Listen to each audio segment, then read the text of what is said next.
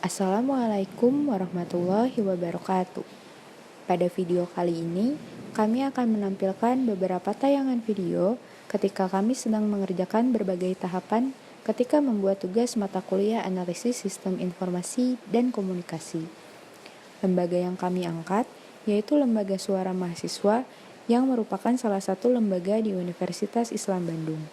Suara Mahasiswa merupakan lembaga yang bergerak di bidang penyebaran informasi ataupun berita, baik mengenai isu eksternal maupun internal. Dalam pengumpulan data, kami melakukan wawancara secara online. Pada tahapan ini, kami berbagi tugas dalam pengerjaannya, seperti pengerjaan makalah, PowerPoint, dan wawancara secara online melalui personal chat dengan salah satu anggota Suara Mahasiswa. Berikut merupakan presentasi dari kelompok kami. Assalamualaikum warahmatullahi wabarakatuh. Perkenalkan, kami dari kelas J, mata kuliah Analisis Sistem Informasi dan Komunikasi, dengan beranggotakan Salwa Sana Sabira, Safa Kamil, Sabia Arin Putri, Tia Syahrani, dan Raisa Kisti, akan menjelaskan bagaimana sistem informasi dari Suara Mahasiswa.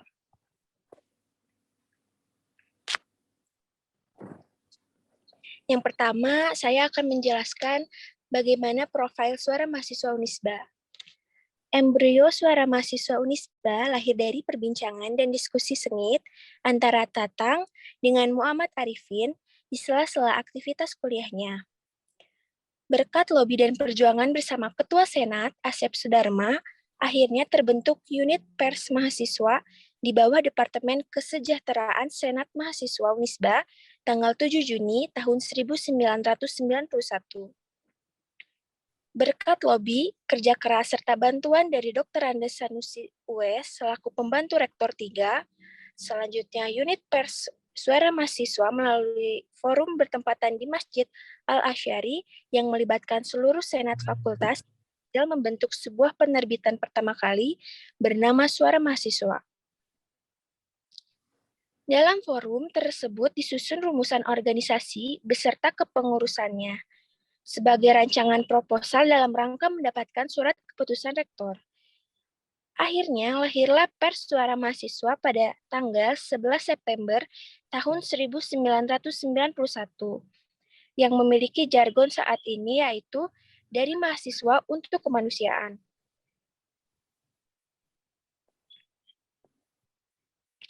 Selanjutnya ada logo Suara Mahasiswa. Yang pertama, kata suara berwarna putih yang berarti berpihak pada kebenaran dan berlatar belakang warna merah yang mengartikan berani dalam menyuarakan aspirasi mahasiswa dan masyarakat luas dengan berimbang. Yang kedua, warna biru pada kata mahasiswa. Hal ini melambangkan perjuangan. Huruf M dan A pada kata mahasiswa mengapit kata suara dan Ahasis berarti wadah yang menampung berbagai suara masyarakat untuk kemanusiaan. Yang ketiga, dari mahasiswa untuk kemanusiaan yang berwarna putih dan berlatar belakang hitam mengandung arti menerangi kegelapan dengan informasi berdasarkan fakta yang berlandaskan tujuan dari PSM.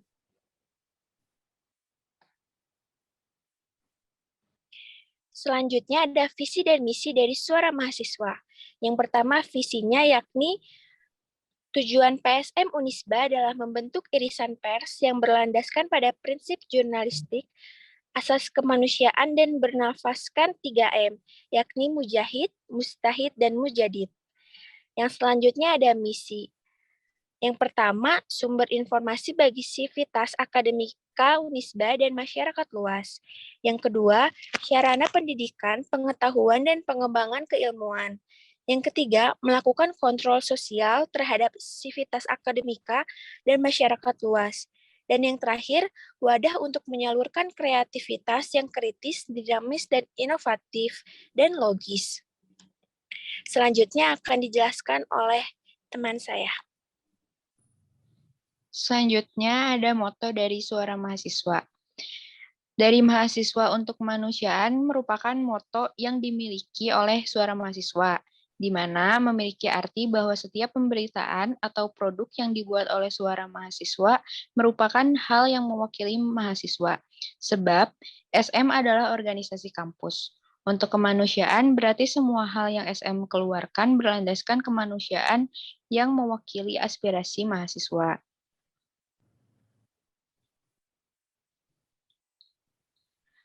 Lalu selanjutnya ada kerangka masalah. Permasalahan yang kerap hadir yaitu terletak pada narasumber perihal ketersediaan waktu, sulit dihubungi, dan lain-lain. Hal ini juga mempengaruhi dalam sistem informasi karena untuk memperoleh sebuah informasi dibutuhkan narasumber yang terpercaya dan kompeten pada sebuah isu yang diangkat. Karena informasi inilah yang nantinya akan digunakan pada saat pengambilan keputusan. Selain itu, sebelum melakukan wawancara, saat mencari isu akan diriset terlebih dahulu oleh tim penelitian dan pengembangan dari Suara Mahasiswa dengan cara mencari secara online ataupun mengadakan diskusi bersama mahasiswa ataupun ormawa, dan yang menjadi kendala juga terletak pada riset yang dilakukan dalam waktu yang terlalu lama sehingga isu yang hendak diangkat pun sudah tidak relevan dengan kondisi yang dialami.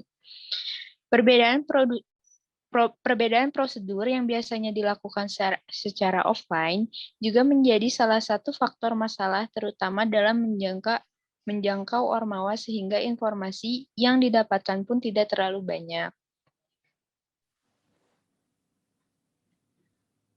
Lalu selanjutnya ada konsep perencanaan sistem informasi.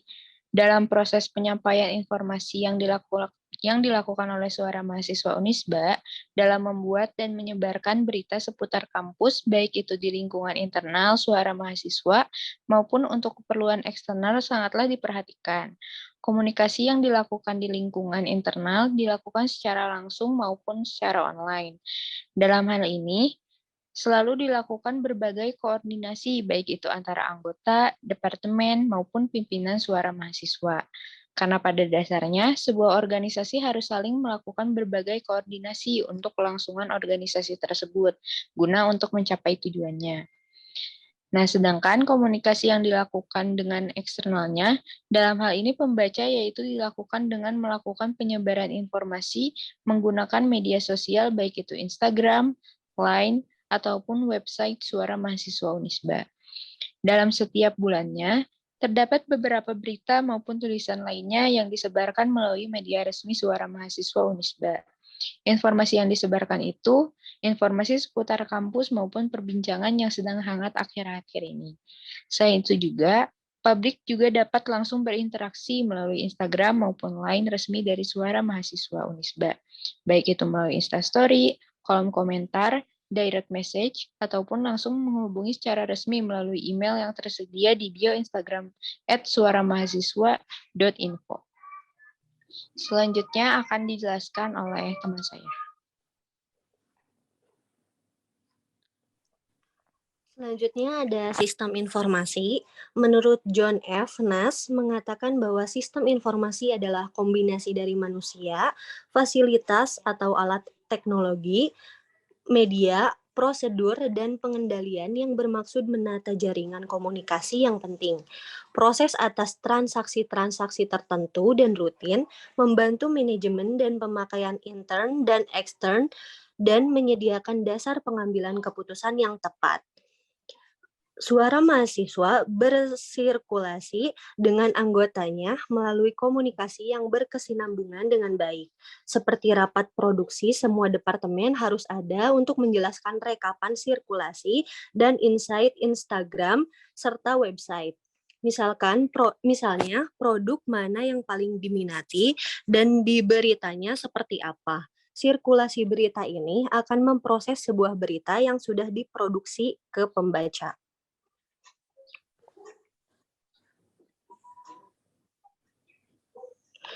Selanjutnya ada pengambilan keputusan.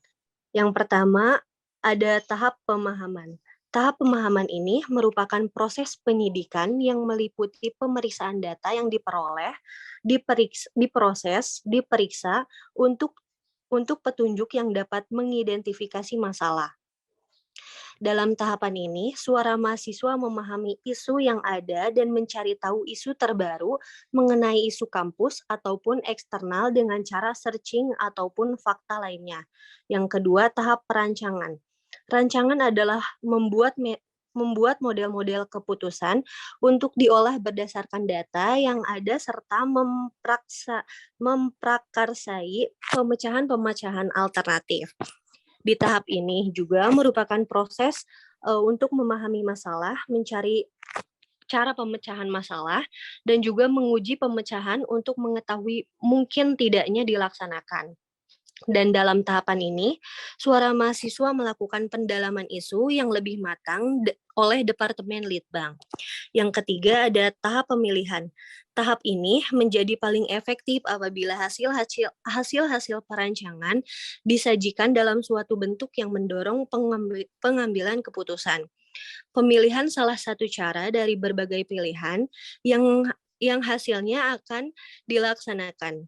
Dalam tahap ini, isu yang telah dipahami lebih dalam, dipertanyakan kembali di forum, apakah sudah relevan atau belum dilakukan penyebaran kepada publik.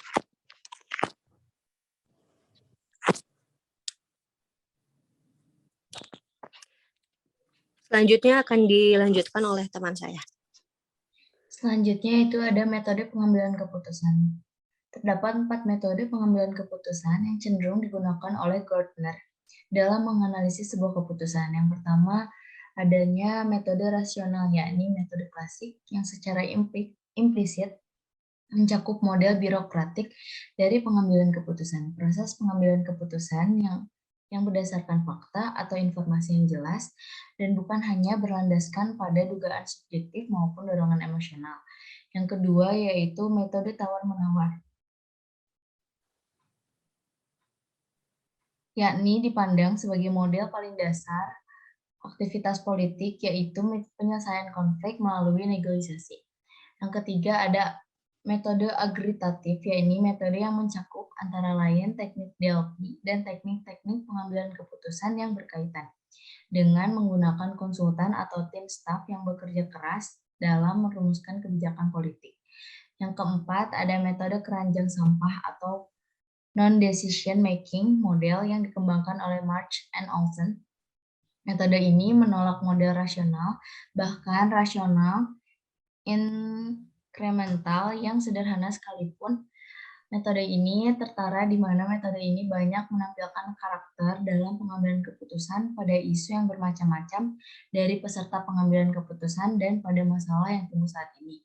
Dari keempat metode tersebut, dapat dianalisis bahwa suara mahasiswa ini menggunakan metode pengambilan keputusan rasional karena dalam proses pengambilan keputusannya dan pengumpulan data dilakukan berdasarkan fakta atau informasi yang jelas. Selain itu juga dapat digolongkan dalam metode agritatif karena suara mahasiswa menggunakan konsultan atau tim yang bekerja sama dalam pembuatan keputusan seperti yang dilakukan dalam rapat produksi dalam suara mahasiswa. Selanjutnya, ada pun sistem informasi yang masih berjalan dalam suara mahasiswa. Dalam sistem informasi yang kini dilakukan oleh suara mahasiswa Unisba, yaitu terdapat dua bentuk komunikasi. Yang pertama ada monologis dan juga dialogis, yang digunakan dalam anggota suara mahasiswa Unisba, mulai dari ketua anggota kepada anggotanya dan sebaliknya, kepada ketua anggota atau pemimpin atau sesama anggota suara mahasiswa Unisba sendiri. Sama seperti organisasi lainnya, suara mahasiswa memiliki jalur koordinasi dalam penyampaian informasi, jadi informasi yang disampaikan lebih dapat teratur dan juga terstruktur dengan baik. Hal ini bertujuan untuk mengurangi kesalahpahaman dalam penyampaian informasi dan juga dalam penyampaian informasi di luar anggota, tepatnya halayak atau pihak di luar atau eksternal.